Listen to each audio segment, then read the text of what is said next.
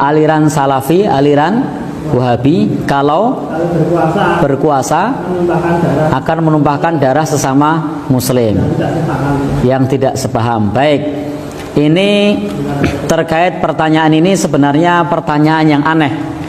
Kenapa pertanyaan yang aneh? Karena yang kita ketahui bahwa ketika seseorang bermanhaj salaf itu praktis tidak ikut-ikutan dengan masalah politik kekuasaan. Bagaimana mungkin dia akan berkuasa sementara tidak membahas yang terkait dengan masalah kekuasaan. Bahkan kita tidak akan menemukan kajian mereka yang terkait dengan masalah menggulingkan penguasa. Bahkan di kelompok mereka itu jangankan menggulingkan, ngerasani penguasa saja itu tidak boleh. Silakan nanti ketemu dengan saudara-saudara kita yang ngaji manhaj salaf. Mereka itu untuk mencela penguasa saja tidak boleh. Jadi mereka itu mencela penguasa saja tidak boleh. Bahkan mereka itu sangat taat kepada pemerintah. Nah, contoh misalnya pada saat Ramadan, kalau di Muhammadiyah kan pakai hisab. Nah, berbeda dengan pemerintah. Kalau salaf enggak. Mereka akan ikut dengan keputusan pemerintah. Bahkan andai pun yang dibuat oleh pemerintah itu, keputusan pemerintah tersebut itu dalam tanda kutip mendolimi mereka, mereka tidak akan melawan.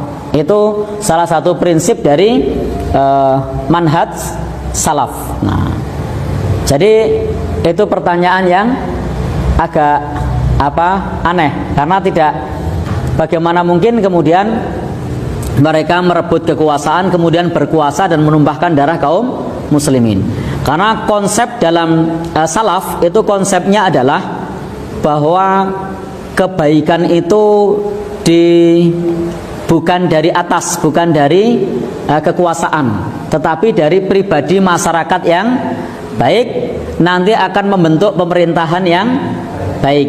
Jadi dari masyarakat yang baik akan membentuk pemerintah yang baik. Nah, karena kalau masyarakatnya ini tidak baik, dengan cara apapun kita membentuk atau memilih pemimpin, maka karena bibitnya bukan bibit yang baik, maka hasilnya tidak baik. Saya kasih contoh.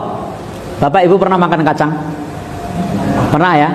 Kalau kacangnya itu semuanya isi 3, mau dimakan dengan cara merem, dapatnya isi 3. Dengan cara terbuka, dapatnya isi 3. Diambil pakai tangan kanan, dapatnya isi 3.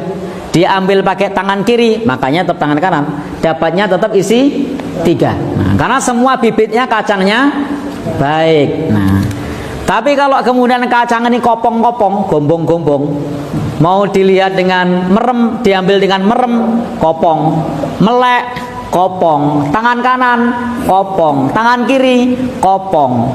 Nah, konsep dalam manhaj salaf itu adalah kalau semua rakyat baik, maka pemimpin yang tampil adalah orang yang baik. Nah, kalau semua rakyat amanah, maka pemimpin yang tampil adalah amanah. Nah, tapi kalau rakyat ini adalah rakyat yang sudah terbiasa korup, biasa bikin nota palsu, biasa bikin LPG fiktif, biasa bikin saksi palsu, biasa rapel tanda tangan, nanti kalau berkuasa ya kurang lebih sama. Nah, jadi konsepnya adalah membentuk masyarakat yang mereka semua adalah orang-orang yang baik. Nah, jadi di manhaj salaf itu tidak ada kamusnya revolusi itu tidak ada. Nah, nanti silahkan baca salah satu buku pedoman yang biasa dipakai, misalnya kitab Ushulus Sunnah yang dipakai oleh Imam Ahmad rahimahullahu, yang ditulis oleh Imam Ahmad rahimahullahu taala. Di situ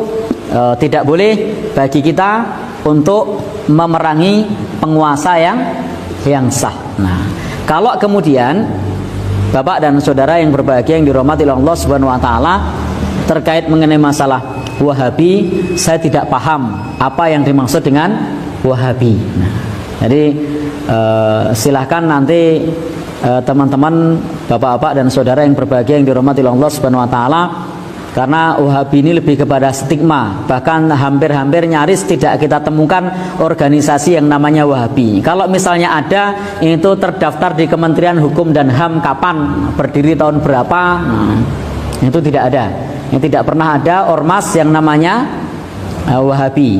Di negeri kita tidak terdaftar, di negeri lain juga tidak terdaftar. Nah, jadi tidak ngerti apa yang dimaksud dengan Wahabi.